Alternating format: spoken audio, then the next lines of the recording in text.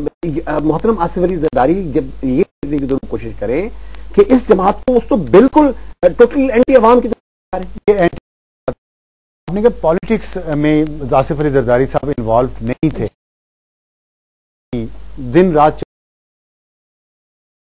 तो अगर वो कैसे आप इसमें देखिए, जिंदगी में इन्वॉल्व होना और बात होती है, पॉलिटिक्स में इन्वॉल्व होना और बात होती है, और वो बड़ा कैटेगोरिकली आखिरी अपनी जिंदगी के चंद महीनों में चंद लोगों के साथ उन्होंने बात भी, इसमें एक मैं खुद शामिल हूँ, सफदर शामिल है। मैं नहीं चाहती कि ये आइंदा मेरी पॉलिटिक्स में कोई भी दखल अंदाजी आसिफ की हो। आसिफ के बारे में उन्होंने ये कहा कि मैं नहीं चाहती। आप देखिए, मोहतरमा शहीद हो गई है, मैं कभी कोई बात उनके बारे में गलत नहीं कहूँगी, लेकिन मेरे जैसे और बहुत सारे लोग जिन्होंने जिनके साथ उन्होंने ये बात की है, वो नहीं चाहती थी। देखिए, मेरी पहले आसिफ साहब 11 साल जेल हुई, जरदारी साहब ने यकीनन सेक्रीफाइस किया, उसके साथ साथ पार्टी ने भी बहुत सेक्रीफाइस किया। पार्टी ने, लेकिन पार्टी ने भी बहुत सफर किया। पार्टी उनकी वजह से इल्जामात लगे और उनके दोस्तों के ऊपर, मैं कहती कि सच थे या झूठ थे, पर लेकिन आपका कहना दोनों दफा हुकूमत आसिफ अली जरदारी साहब की वजह से गई, यानी one of the major reason, ये कोई ऐसी बात नहीं है, तो गलत बात है। ये मतलब आसिफ साहब जानते हैं, ये पब्लिक वो है।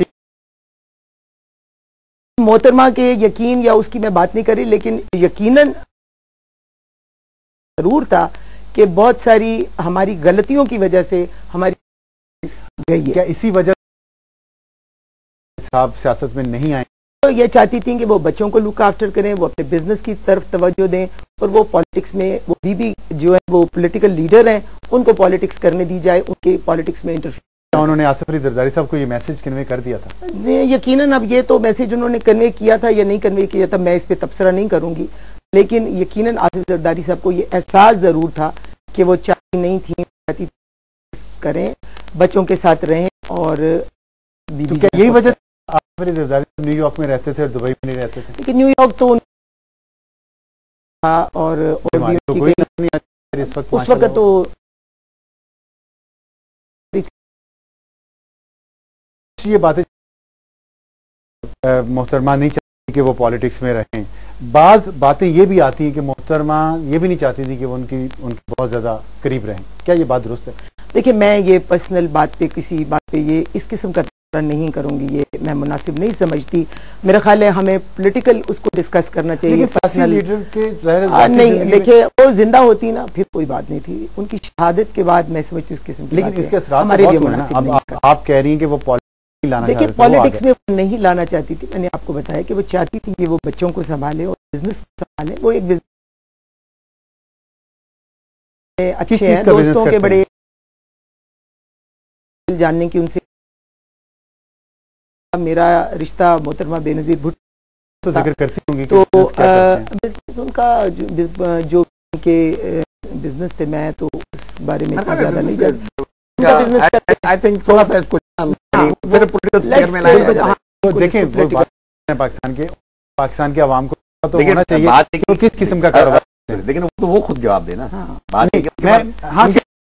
आप लोग ही मतलब सुन लें, उनके ऊपर आप ही लोग जो ना टैक्स से बिल्कुल बात करते हैं कि जी वो टैक्स कितनी पे करते हैं, उनसे ये पूछा जाता है कि जी आपकी किस किस्म की बिजनेस तो वो खैर शादी से पहले का करते हैं। हाँ, करते थे। अब सवाल ये होता है कि ये तो मैं समझता हूँ आइडेंटिफिकेशन ज्यादा आप लोगों के पास है, बस हम उस पर कमेंट करें कि जो किस किस्म की बिजनेस करते हैं।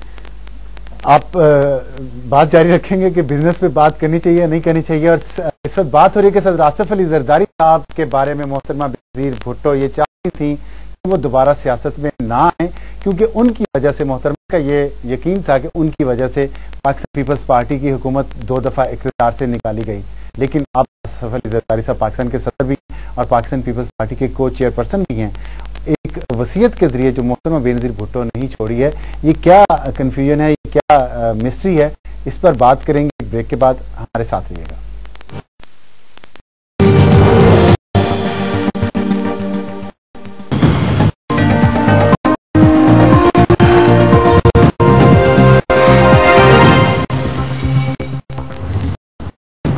धमकी आमेज फोन कॉल के बाद निर्मल यूनिवर्सिटी तक बंद कर दी गई।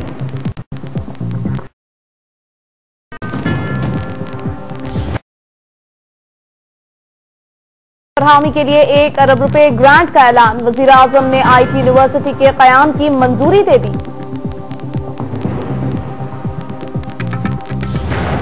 उधर हुकूमत ने नैब तरमीमी ऑर्डिनेंस 2010 वापस लेने का फैसला कर लिया।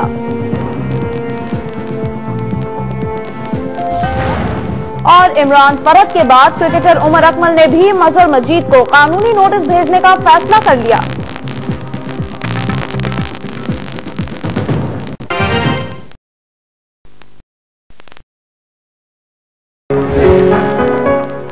बीस साल वाला मेरे लिए कुदरती खूबसूरत पल,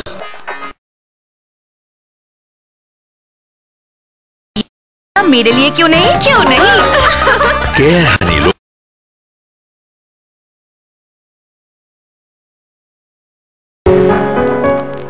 बीस मेरे लिए क्यों नहीं केयर हनी लोशन, कुदरती खूबसूरती हर पल। एक बात हमेशा याद रखिएगा अफसर साहब के मोहतरमा बेनजीर भुट्टो साहबा सिर्फ इस वजह से पार्टी की कायद 30 साल उन्होंने लीड नहीं किया कि उसमें शहीद उल कारी भुट्टो की बेटी थी। उनकी अपनी कैपेसिटी और कैरिस्मा जो है ना वो उनकी अल्टीमेट एसेट था, जिसकी बुनियाद पर उन्होंने 30 ईयर्स तक इस पार्टी को चलाया। मेरी नजर में मोहतरम आसिफ अली जरदारी साहब को एक मौका जरूर मिला। अब वो एक कुदरतन मिला, एक किसी वजह से मिला, या उस पेपर के जरिए मिला जो आप पेपर कहते हैं, जिसको आप वेल कहते हैं, किसी भी तरीके से मिला। मेरी नजर इस मौके को खो दिया है। और अगर वो इस तरीके की ट्रांसफॉर्मेशन इस पार्टी के अंदर जहां पे वो अपनी बहनों को, अपने जाती दोस्तों को जो है ना वो पार्टी के ओहदों को बरामान करेंगे, मैं मान हो सकता है इक़्तिदार के अंदर कोई बात, इक़्तिदार के बाद जो है इसको बिल्कुल वो तो इक़्तिदार के बाद देखेंगे ना कैसा होता है कि नहीं होता। लेकिन ये बताएं कि इसमें मसला क्या है, इक़्तिदार लोगों को आगे लेके आते हैं। नहीं, मैं फिर ये कहूंगा कि देखिए इंसान का लीडर का एक अपना कैरिस्मा भी होता है, एक स्ट्रक्चर होता है, एक्सेप्टेबल होते हैं पार्टी के अंदर। माजरत के साथ जो है मैं कहूंगा कि जरदारी साहब को वो स्ट्रक्चर नहीं है, वक्ती तौर पे जरूर कर सकते हैं। ठीक है, आपने कहा वो स्ट्रक्चर नहीं है। कितने लोग पार्टी में आपकी समझते हैं कि उनका ये स्ट्रक्चर नहीं है या उन्होंने मौका खो दिया है?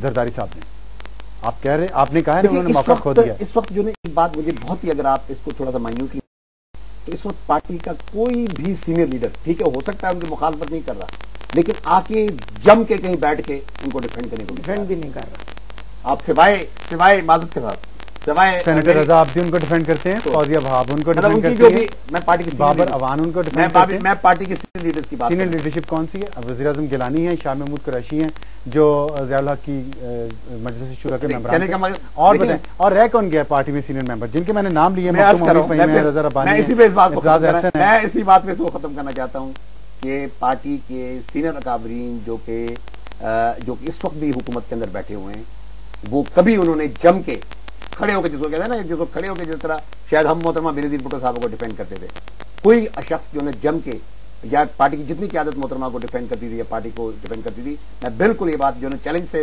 उनको ये कह रहा हूं कि कोई भी इस वक्त पार्टी का सीनियर लीडर जम के जरदारी साहब की पॉलिसीज को, उनके एफर्ट्स को, उनकी किसी बात को डिफेंड करने को। सिंध तो उनके साथ खड़ा है। देखिए सिंध के अंदर जहां तक प्रॉब्लम, यकीनन उन्होंने एक इंप्रेशन जरूर ये आता है, मैं नहीं कहता उन्होंने कायम किया, लेकिन एक इंप्रेशन जरूर है कि जी उनकी इस वक्त पावर बेस्ड सिंध और पाकिस्तान पीपल्स पार्टी की पावर बेस्ड सिंध रहा है बिल्कुल। लेकिन मैं फिर ये कहूंगा कि फर्क है शहीद उल कारी भुट्टो की लीडरशिप का और मोहतरमा बेनजीर भुट्टो साहब की लीडरशिप का और जनाब जरदारी साहब की लीडरशिप का बहुत ज्यादा फर्क है। और मैं समझता हूँ सिंध के अंदर अगर किसी बात पे जरदारी साहब एक दफा इक़्तिदार से अगर बाहर आ गए, जिस बात पे डैमेज होंगे ना, एक ही सवाल होगा वहां पे कि मोहतरमा बेनजीर भुट्टो साहब के कातिल के जाए। आपका मतलब है कि सिंध भुट्टो के अलावा किसी और की क़यादत को कबूल नहीं करेगा? नहीं, देखिए पाकिस्तान पीपल्स पार्टी का एक अपना उसमें असर है, और नेचुरली जब जरदारी साहब उसकी क़यादत कर रहे हैं तो वो एक अपनी जगह जो पार्टी का फोर्स है, इस तो पार्टी का फोर्स, इसमें जरदारी साहब की अपनी कोई स्टेटस नहीं है इस लिहाज से, क्योंकि पार्टी का एक अपना असर है और पार्टी का असर चला आ रहा है पिछले 40 साल से, तो वो उस वजह से वो पार्टी का असर अपनी जगह कायम रहेगा। लेकिन मैं आपको ये बताऊं कि जब भी अगर वो समझते हैं ना कि जी वो इक़्तिदार से निकल के और सिंध में जाके खड़ा होकर कोई नारा लगाएंगे तो लोग उनके पीछे आ जाएंगे, मैं मादर के साथ उनको ये बताऊंगा कि एक ही सवाल उनसे पूछा जाएगा कि मोहतरमा बेनज़ीर भुट्टो के कातिल चले? नाहिद ये बताइएगा, मोहतरमा बेनज़ीर भुट्टो के कातिल किधर हैं? आप भी बार बार यही कह रही हैं, अभी तीसरी बरसी उनकी आ रही है, तो क्यों नहीं पकड़े जा रहे हैं? देखिए, मैं तो अक्सर पहले दिन से कह रही हूँ, देखिए बात वहाँ से शुरू होती है जिस वक्त मोहतरमा बेनज़ीर भुट्टो साहबा की शहादत हुई। शहादत हुई, हम सफ्तर, मैं, मखदूम साहब, हम उस गाड़ी में मौजूद थे बाकी लोगों के साथ। जरदारी साहब ने कभी पहले दिन भी इतनी जहमत हमसे गवारा नहीं की कि वो हमसे ये तक पूछ लेते। बाकी तो बातें, पॉलिटिकल बातें तो बात की हैं बहुत। जरदारी साहब ये बुला के पूछ लेते कि मुझे ये तो बताओ कि उस दिन क्या हुआ था। उसके यानी उसके बजाय उन्होंने आपसे ये भी नहीं पूछा? उन्होंने कभी नहीं पूछा, बल्कि उन्होंने मफरूजों पे बातें फिर शुरू कर दी। ये बातें आज तक कभी, इसमें मैं ऐड करूं कि आज तक कभी मोहतरम ने कोई पार्टी की इंट्रा पार्टी मीटिंग भी कोई कॉल करके ये नहीं पूछा कि जी आपका उस दिन हुआ क्या? नहीं, ये चीजें तो बहुत अजीब सी आप बता रही है कि वो शौहर हैं उनके मोहतरमा के, सदर पाकिस्तान हैं, को चेयरपर्सन है पाकिस्तान पीपल्स पार्टी के, इसके बावजूद उन्हें इस बात की फिक्र या परवाह नहीं है कि वो पार्टी से बात भी नहीं करते? पता नहीं, वो उनको इल्हाम ज्यादा होते हैं, इसलिए मैं ज्यादा बात नहीं करती। वो क्योंकि हर बात के लिए मैंने सुना है कि वो ये कहते हैं कि जी मुझे पता है। अभी क्या उनको पता है? मैं तो यहाँ से बात करूंगी कि जिस वक्त मोहतरमा हमें कोई नहीं पूछा गया, कभी नहीं पूछा गया जो हम गाड़ी में, बल्कि जरदारी साहब ने थोड़े दिन गुजरने के बाद जो वहां पे हम सुन के आए थे, जो कहा गया कि जी अब ये लोग नजर नहीं आएंगे। जरदारी साहब की बीबीसी को एक इंटरव्यू है, वो आप देख लें, जिसमें उन्होंने कहा कि जी मैं जो गाड़ी में बैठे हुए थे उनको नहीं छोड़ूंगा। ये बात की उन्होंने जरदारी साहब। उसके बाद कहना शुरू कर दिया कि जी मेरे बारे में कि जी उसने मेरे सिक्योरिटी गार्ड मुल्तान से भेज दिए थे। मैंने कहा इन्वेस्टिगेशन करो, मुझे मेरे खिलाफ FIR काट लो। उसके बाद क्या किया, दूसरी फिर उन्होंने शुरू किया कि उनके दोस्तों ने, उनके जितने वो लोग प्रेस के साथ, जरदारी साहब ने खुद बातें शुरू कर दी। इसने कहा था उनको बाहर खड़े होने को। मैंने कहा फिर बैतुल्लाह महसूद के साथ या जिसने भी मारा उसके साथ फिर मेरी कोई कनाइमेंस थी ना, तो मेरे खिलाफ क्यों FIR नहीं काट रहे हो? क्यों, किस चीज का डिले है आपको? कोई क्या चीज रोक रही है आपको? इतना मिसट्रस्ट क्यों था आपके और जरदारी साहब के दरमियान? ये तो उन्होंने उनका सवाल का हम जवाब नहीं दे सकते। ये वो नहीं, मैं अर्ज करूं, कुछ तो वजह मालूम होनी चाहिए। इसका जवाब मोहतरमा के साथ नहीं, इसका जवाब उनसे आप लेना, वो लेंगे हम उनसे, जब भी बात करेंगे लेंगे। मैं अभी इस चैनल के जरिए भी उनसे कह रहा हूँ, उनके या किसी तर्जमान से कि वो इस बात का जवाब दें। मुझे समझ नहीं आ रही, आप मुझे एक आम आदमी के तौर पे, पाकिस्तान के लोग जो सुन रहे हैं इस वक्त, उनके लिए बताएं। मोहतरमा के साथ आप साए की तरह थी, हर वक्त उनके साथ रहती थी।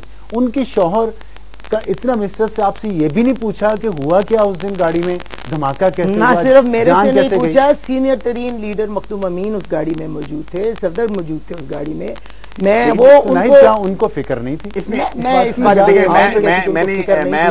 समझता हूँ कि जरूरत इस बात की थी। मैं हकीकतन आपको बता रहा हूँ कि पहले दिन ही जरूरत इस बात की कि ये देखें, कंट्रोवर्सी यहाँ तक जाके पहुंची कि हमारे ही एक दोस्त भाई ने, जो पार्टी के बड़े सीनियर कारकुन है, देखिए चौधरी असलम साहब, आज के हो सकता है ये जो नए जो जरदारी साहब के डिफेंडर्स पैदा हो गए हैं, शायद वो चौधरी असलम साहब के बारे में ये कहते हैं कि जी हम तो उसको जानते नहीं। लेकिन चौधरी असलम साहब वो शख्स है जो 81 से जो है ना शाही किले में रहा। चौधरी असलम वो शख्स है जो कि बीबी के घाट के हिस्से से चला, बीबी के पॉलिटिकल प्रोटोकॉल ऑफिसर के हिस्से से चला। चौधरी असलम वो आदमी है जो पार्टी को उनको हर इलाके के अंदर, पंजाब में बुनियादी तौर पर जानता है। हालात इस हद तक पहुंचे कि जी उसने जाके एक हाईकोर्ट में एप्लीकेशन दी कि जी फलां लोगों के खिलाफ FIR काटें।